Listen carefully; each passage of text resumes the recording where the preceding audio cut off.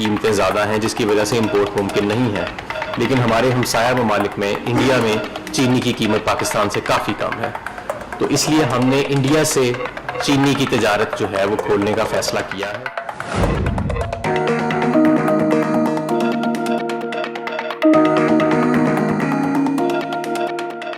कर दिया कि वो इंडिया का जब तक कि वो पुरानी 370 की सूरत हाल बहाल नहीं करता, उस वक्त तक ये कॉटन और चीन का नहीं होगा।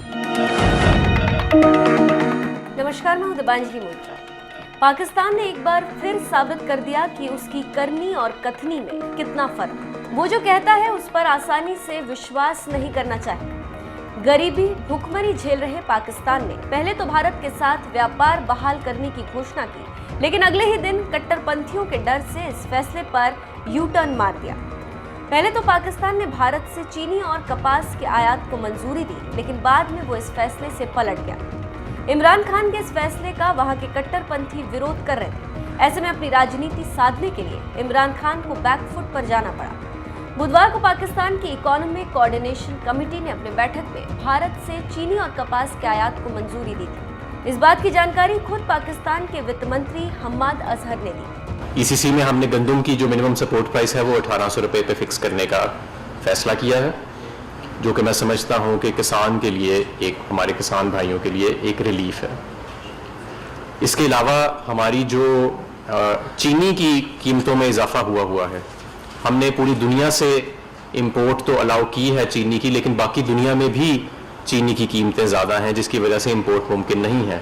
लेकिन हमारे हमसाया ममालिक में, इंडिया में चीनी की कीमत पाकिस्तान से काफ़ी कम है।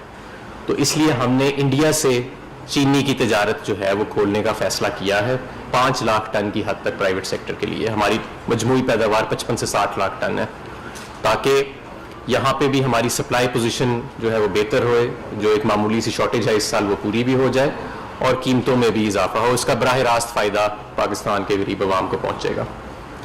इसी तरह कॉटन की इस वक्त, कपास की बहुत मांग है पाकिस्तान में।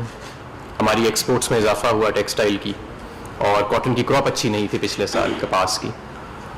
तो हमने सारी दुनिया से कॉटन की इंपोर्ट कपास की अलाउ की हुई है, लेकिन इंडिया से नहीं की हुई।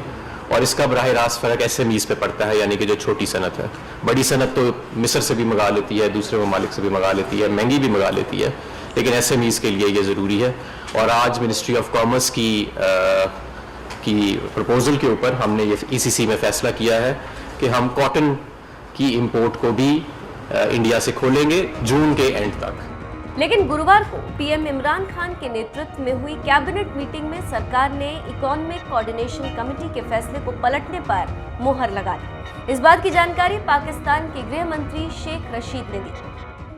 सर, कुछ फैसले भाई वो करेंगे कि वो डेफर कर दिया कि वो इंडिया का जब तक कि वो पुरानी 370 की सूरत हाल बहाल नहीं करता, उस वक्त तक ये कॉटन और चीन का नहीं होगा।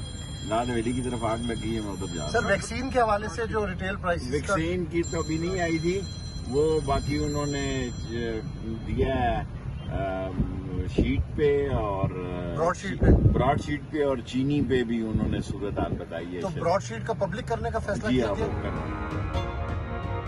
पाकिस्तान में महंगाई अपने चरम पर, वहां चीनी की मिठास में महंगाई की कड़वाहट घुल गई। महंगा कपास होने की वजह से छोटे उद्योग ठप हो रहे। ऐसे में महंगाई से निपटने के लिए पाकिस्तान के नए वित्त मंत्री ने अपनी पहली बैठक में ही भारत से आयात फिर शुरू करने का फैसला लिया था।